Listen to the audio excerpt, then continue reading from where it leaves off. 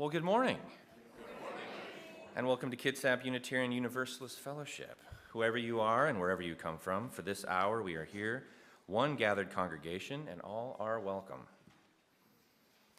Please rise and body your spirit in singing our musical call to worship, Mother Earth, Beloved Garden, hymn number 1067 in the Teal hymnal.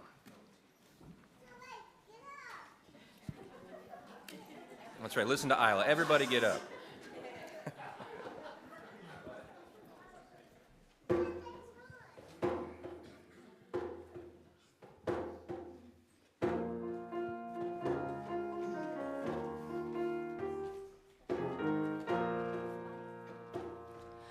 Mother Earth, beloved garden, living treasure underfoot. All our days you ground our being, sage and thistle, grass and root. Herbs to heal us, plants to feed us, lands to till and tend and plow.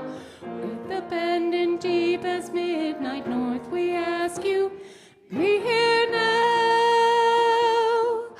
Mother Air, your inspiration holds together all that lives. As we breathe, our minds see clearly, leading us to love and give. Raging whirlwind, whispered breezes, violent gale and gentle cloud. With the blade as sharp as morning east, we ask you, be here now. Brother fire, great transformer, share the passion of the sun. Yours the powers and our homes, flaming candle blood within us, blazing desert will to grow. With the wonder acting power south, we ask you, be here now. Crystal water ever flowing, ocean, river, pond, and rain. Drink we now and quench our thirsting, cleanse us, we begin again. Mist and ice, a host of changes, all that courage will allow. With the cup, the holy chalice, rest we ask you, be here now.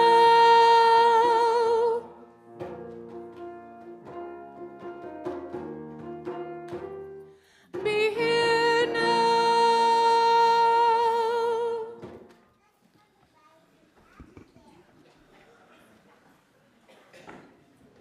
Can everybody sit back down, Isla? Good idea? All right. Well, welcome once again.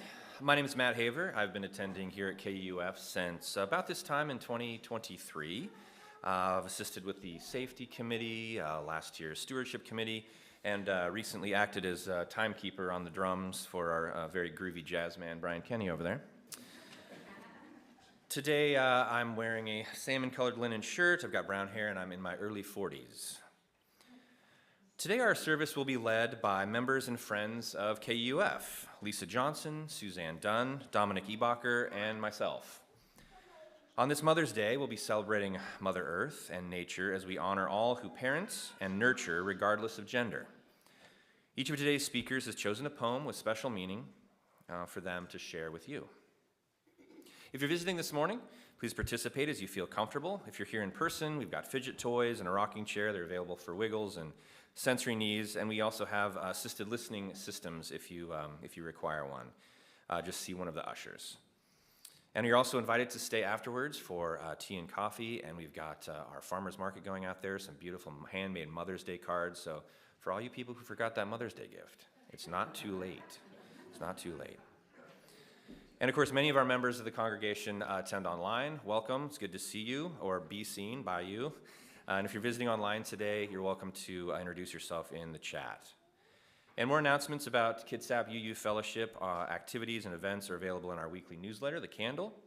You can sign up on our website or out in the foyer. And now let's take a moment to silent any electronic devices that you don't need to be monitoring for the next couple of minutes here, the next hour or so. And then if you'd like to join me in taking a few centering breaths.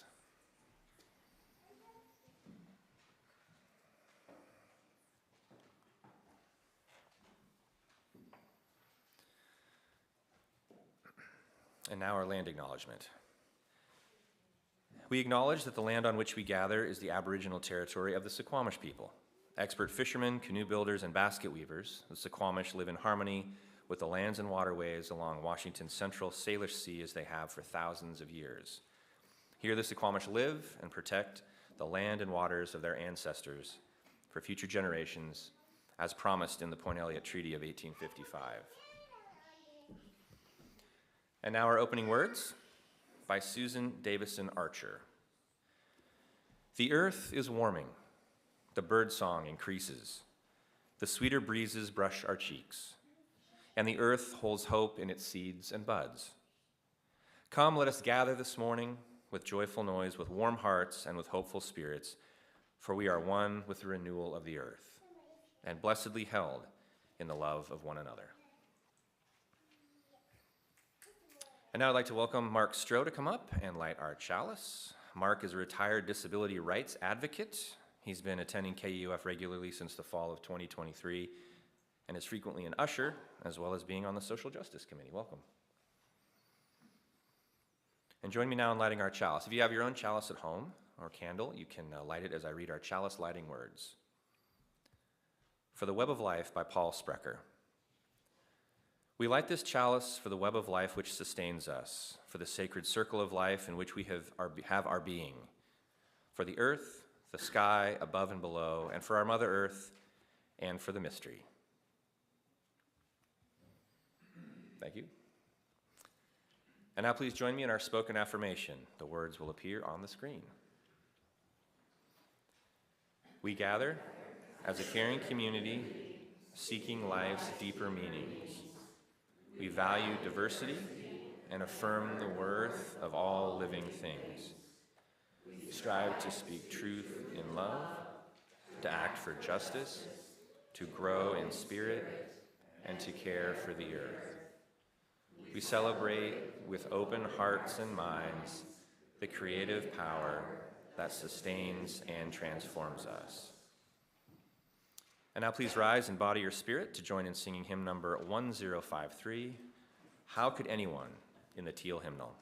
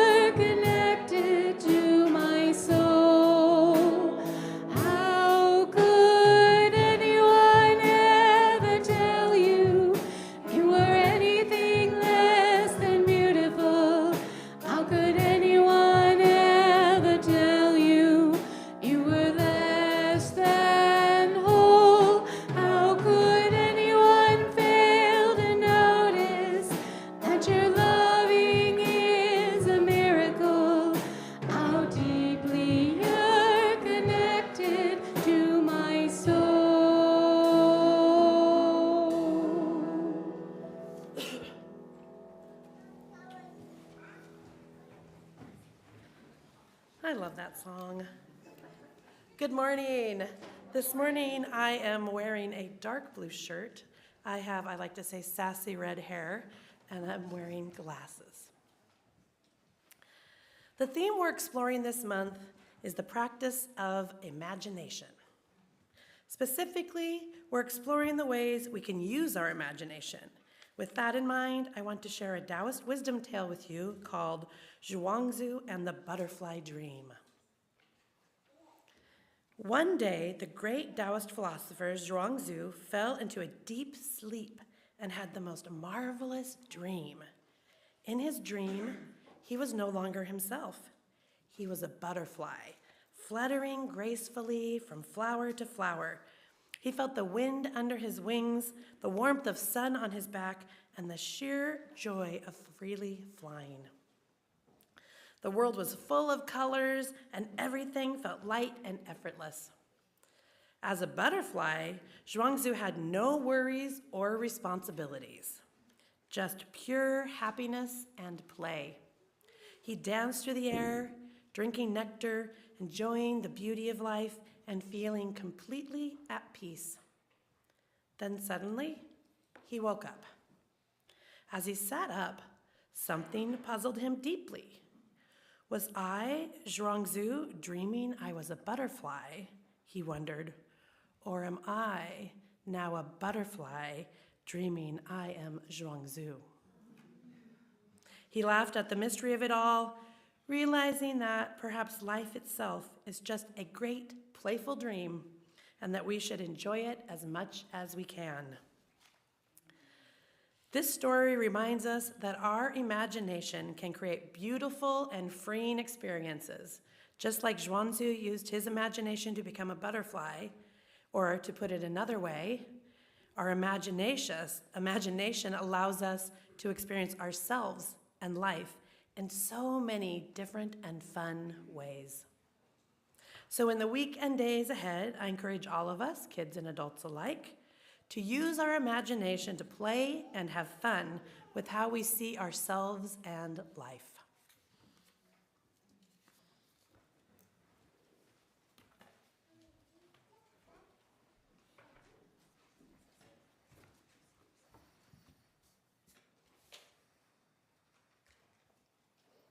Thank you.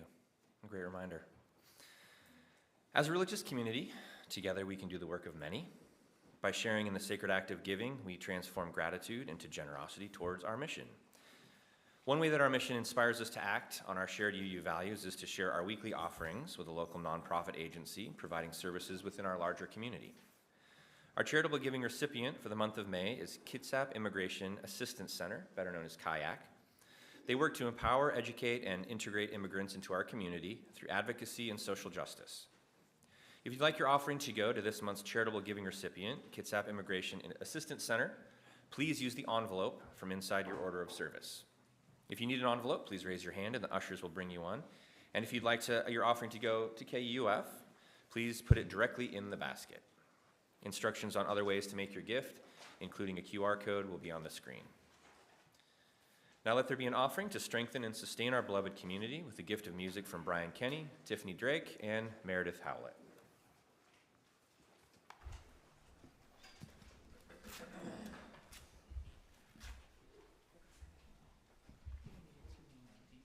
No, I'm good. I tuned before.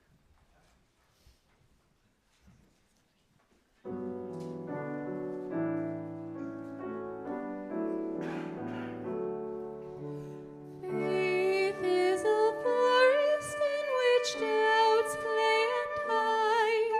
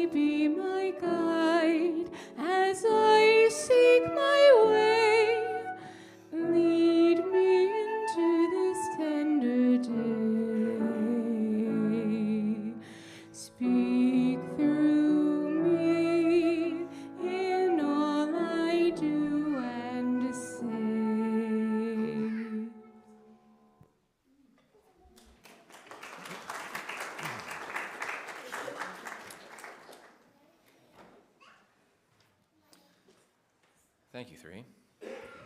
And now please rise and body your spirit and join me in singing our children up to their classes. The words for May You Go With Joy will appear on the screens.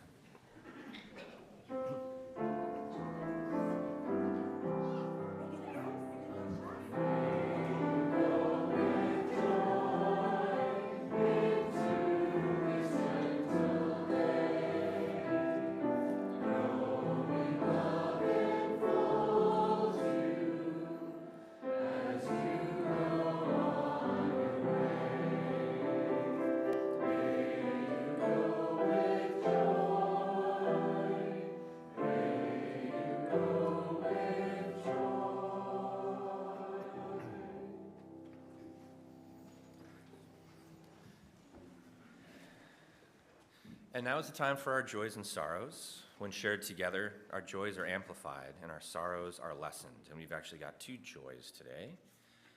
The first is from Chris and Robert Ambergy for Jessica Demick's ordination as an interfaith chaplain and community minister.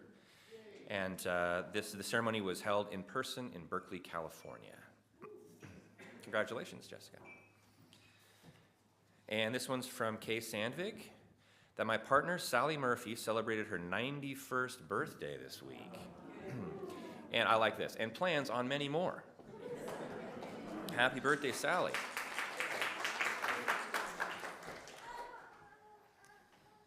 And we'll light one last candle for those joys and sorrows that are still too tender to share. May all these joys and sorrows be held in the warmth of this community, and may that warmth extend in sympathy and compassion out into the wider world. And now please remain seated as we sing number 123, Spirit of Life, and the gray hymnal, and the words will appear on your screen.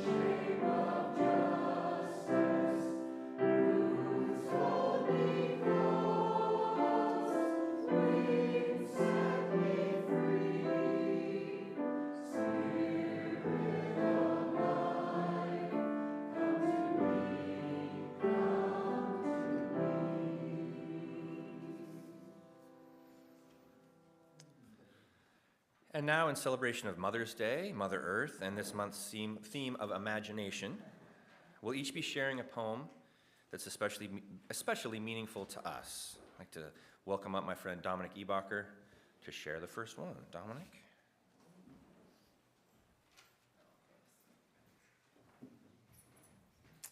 Hi, I'm Dominic. I'm a weird dude. But my friends tell me that I really tie the room together, so I got that going for me. I'm 45-ish, male-ish, riding a plus-size human body with a shaved head and a long beard, which can't hide my smile, but not for lack of trying. Today, as all days, I'm wearing a tie-dyed t-shirt, as brightly colored as a circus tent, but holding at least twice as much wonder. And I, too, self-identify as an unrealized butterfly having a deeply mystical human experience while dancing to bird songs and dandelion fluff and reflecting rainbows inside and out. Today I'm going to be reading The Road Not Taken by Robert Frost. Two roads diverged in a yellow wood, and sorry I could not travel both. And be one traveler, long I stood, and looked down one as far as I could to where it bent in the undergrowth, then took the other as just as fair and having perhaps the better claim because it was grassy and wanted wear, although as for that, the passing there had warned them really about the same, and both that morning equally lay in leaves no step had trodden black. Oh, I kept the first for another day, Yet knowing how way leads on to way, I doubted if I should ever come back. I shall be telling us with a sigh, somewhere ages and ages hence, two roads diverged in a wood, and I took the one less traveled by. And that has made all the difference. Frost's words have been a steady companion to me for going on 3 decades. In my pocket, this poem has walked with me through a colorful childhood and a more wonder-filled coming of age into foreign lands that the magic carpet of my own poetry once won me a ticket. And now, here, to share them with you. I carry this poem in my backpack, and when I come upon unmarked paths in the woods, I take it out and compare notes with Frost, carefully listening to each for that true echo of my future self. This poem is related to my mother by just a thin cord, which is sort of fitting because once I was too. Both have stayed consistent, accepting, not choosing for me, but supporting me in my own choosing. My mother, Patricia, is a woman of many opinions, and most of you would love her.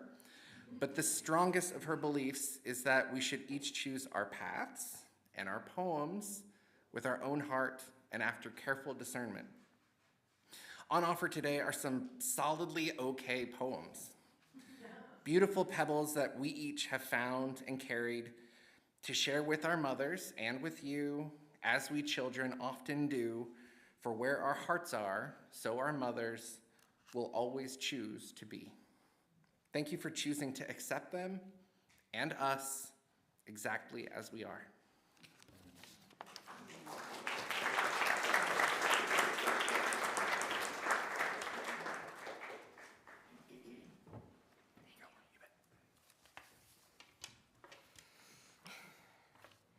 My name is Suzanne. I use she, her pronouns. I have reddish purple hair, and today I'm wearing a purple t-shirt and a cream-colored flannel shirt with lots of leaves all over it.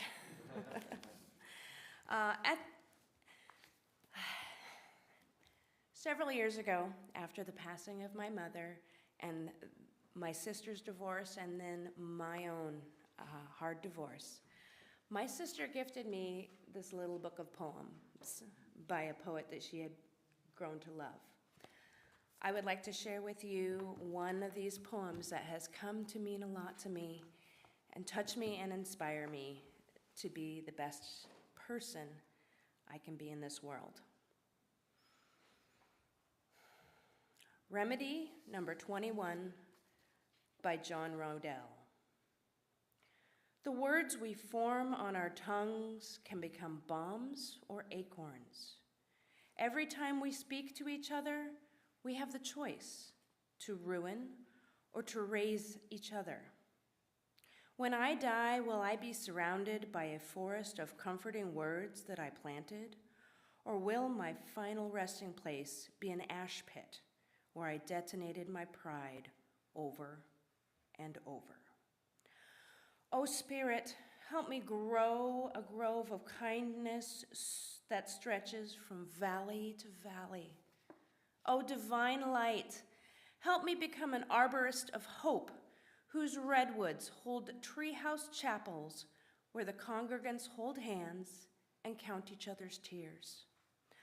Oh, mysterious love, help me cultivate a vast wilderness of empathy and mercy, whose soft bark smells like mountain lilies, where the blooms yawn themselves awake while singing cosmic praise.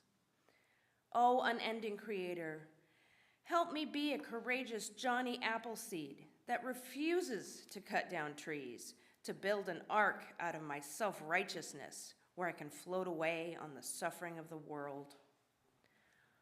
O mystic mover of my heart, teach me how to let every word I utter be a source of shade instead of a cause for shame.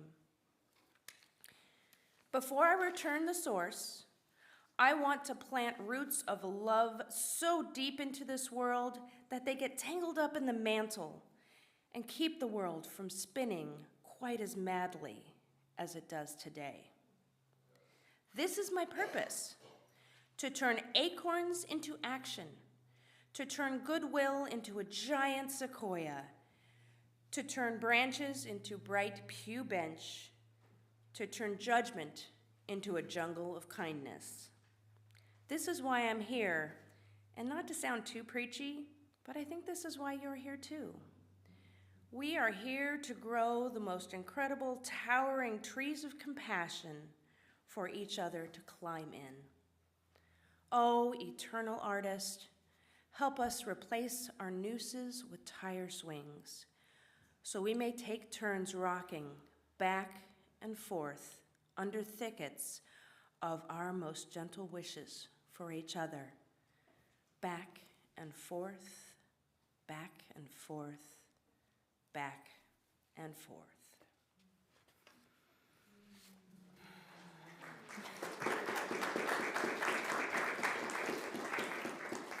And now please enjoy this gift of music, Ancient Mother, a traditional Navajo prayer sung by Ed Luby.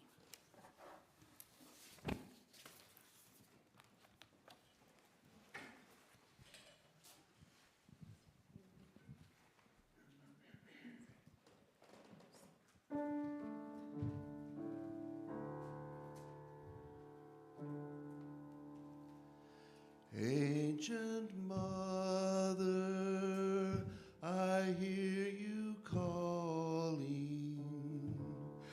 Ancient Mother, I hear your song. Ancient Mother, I feel your laughter. Ancient Mother, I hear your fitty tears. Ancient Mother, I hear you calling. Ancient Mother, I hear your song. Ancient Mother, I feel your laughter. Ancient Mother, I taste your tears. Ancient Mother, I hear you calling. Ancient Mother, I hear your song. Ancient Mother, I feel your laughter. Ancient Mother, I taste your tears.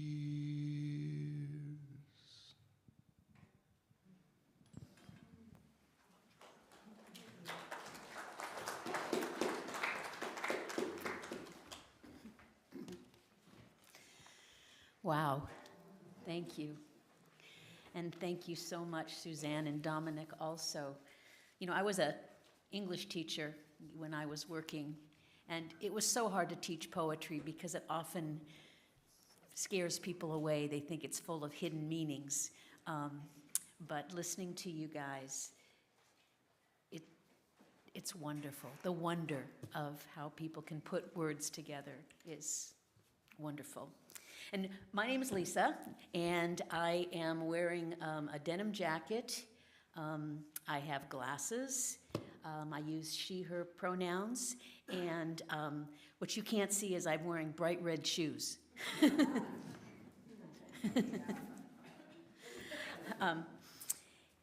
And you may have noticed, but for the last month or more, we have focused here at KUUF on the importance of experiencing joy. Now, it's a little hard. On the surface, it's a little hard because our times are so difficult right now. The world is so full of fear and pain and anger. Where do we find joy? And I've heard lots of good answers to that throughout April and now. And I am really grateful because I think I have always been able to experience joy in nature.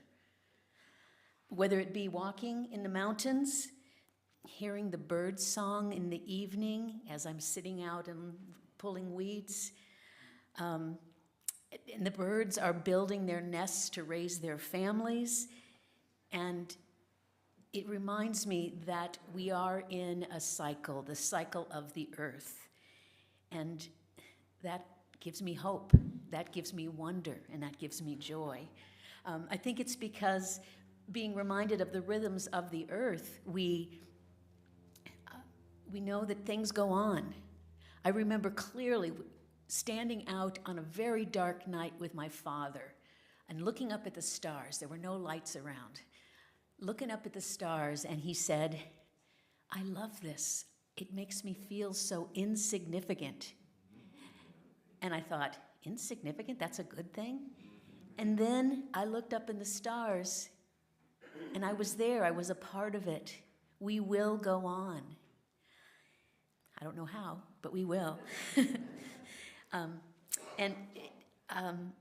In his poem, A Blessing, James Wright's narrator describes joy in being out in the world.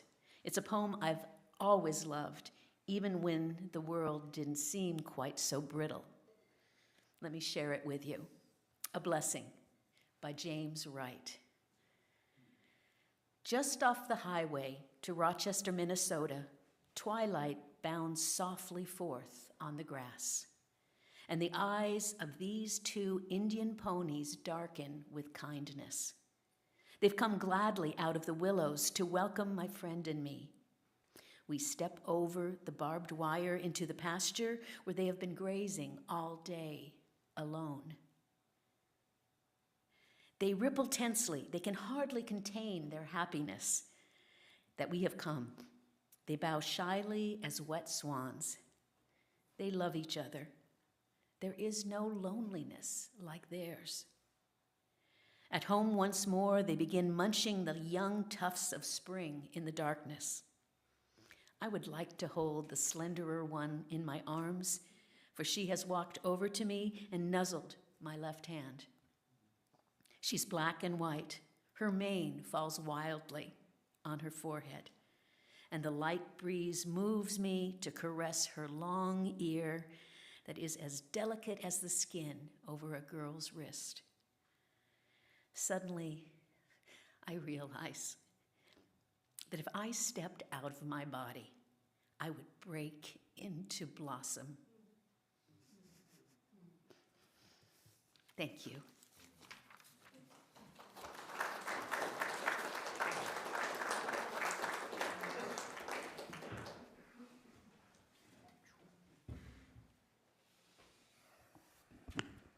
Thank you. Well, when Rosemary graciously asked me to contribute, not just as lay leader today, but also as a poetry participant, my mind started whirling at the possibilities. A poem about nature, I mean, where do you start, right? Second to love and romance, which are in fact just as much a part of the natural world as a wave is part of the ocean. Nature in all of its growing, flying, swimming, growing, glowing manifestations is about as close a third as you can find. I instantly thought of Jim Harrison. How about 7 in the Woods? The night had been long and the treetops thick with 1 trillion stars. Or what about Gary Snyder's A Spring Night in Sokuko G? 8 years ago this May, we walked under cherry blossoms at night in an orchard in Oregon. Or even Pablo Neruda's Ode to an Onion. Onion, luminous flask, your beauty formed petal by petal. And then, of course, there's one of the first poems to ever make me openly weep, Charles Bukowski's The Bluebird. There's a bluebird in my heart that wants to get out, but I'm too tough for him, I say. Bluebirds, birds. Another poem occurred to me. How about Grandmothers, written by an unknown local dabbler with my initials? His work is hard to find, if not impossible, unless you know who to ask. Stories born of late nights in equal parts Malbec and melancholy and memory. Not for everybody, but for a few. Anais Nin said that we write to taste life twice, in the moment and in retrospect. And I wrote Grandmothers on the 6th of February, cold and snowbound, as a way to resurrect two women whose memories have stayed with me for decades and will for life. Apparently, the universe knew I needed a perfect poem for Mother's Day today, so I hope you enjoy it. Grandmothers. Do you think the dead return? Do you think they come back to look in on us? Never really leaving, only changing form into what they truly are? I do. Yesterday I went out walking in the snow and wind, the cars whistling by, splashing me with ice and water. I walked a long way, alone. And as I neared my home, one she knew well, my mother's mother called out from the top of a 100-foot fir tree. She was a long way off, just like she seems sometimes for almost 25 years now, but I heard her clearly. It froze me in my frozen tracks. Her voice was so familiar. I'm not yet wise enough to translate Yahuch Raven, but I'm certain Graham was making sure I was home safely and wisely chastising me for a silly walk on a busy street in the cold. And I listened.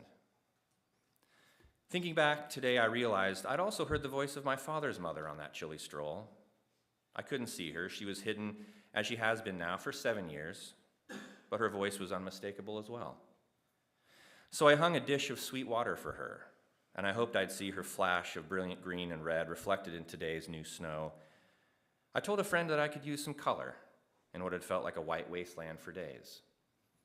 Grandma heard me, and in minutes, she stopped and sipped, and then looked in the window to make sure I wasn't lonely. And I'm not. Thank you to all my fellow readers for sharing poems with us today. It truly means a lot and is deeply appreciated. And now please join in the spirit of prayer and intention with another reading, Prayers and Dreamings by Rebecca A. Edmiston Lang, with a bow to Issei Barnwell and Stephanie Kaza. Spirit within us, mysterious force giving shape to life, miraculous source and river of being, help us to know who we are, to see our place in the history of the earth and in the family of things. Help us to see that we are part of all that ever was, our grandmother's prayers and our grandfather's dreamings, our mother's courage and our father's hope. In our bones lie the calcium of antediluvian creatures, in our veins course the water of seas. We are part of all that ever was, born of this earth, riders upon a cosmic ocean. We're not separate from nature, we are nature. Part of that same spirit that turns scales into feathers and birdsong into speech. We live by the sun, we move by the stars, we eat from the earth, and we drink from the rain. O great Spirit, help us know who we are and fill us with such love for this holy creation and gratitude for this awesome gift we call living, that we might claim our inheritance and live out our calling to bless the world and each other with our care.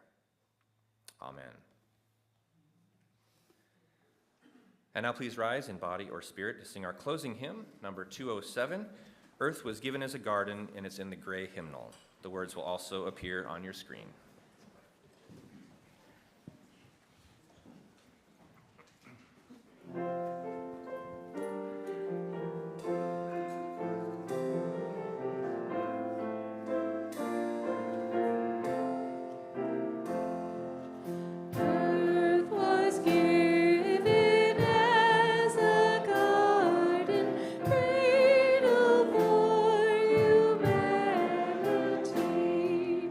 Dream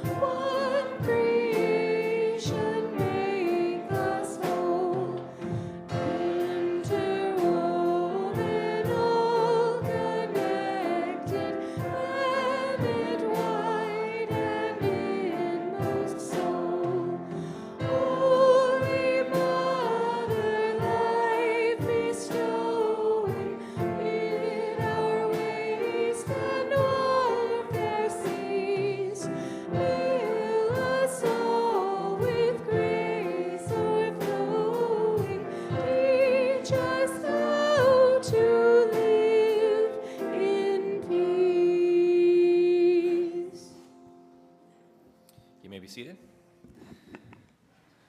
Thank you, Brian's Squared, Meg, Tiffany, Ed, our poetry participants. And after the service, make sure to join us for coffee, tea, treats out in the foyer. And of course, we've got our farmer's market going with all those Mother's Day or potential Mother's Day gifts out there, and cards and all kinds of things. So check that out as well. And you're welcome to bring your refreshments back in here as well to the sanctuary for a quieter place to connect with each other. And now we'll extinguish our chalice. Our closing words are by Susan Carlson. We leave blessed by our connections to one another, to the spirit of life. Walk lightly, that you see the life that is below your feet. Spread your arms as if you had wings and could dance through the air. Feel the joy of the breath in your lungs and the fire in your heart. Live to love and be a blessing on this earth.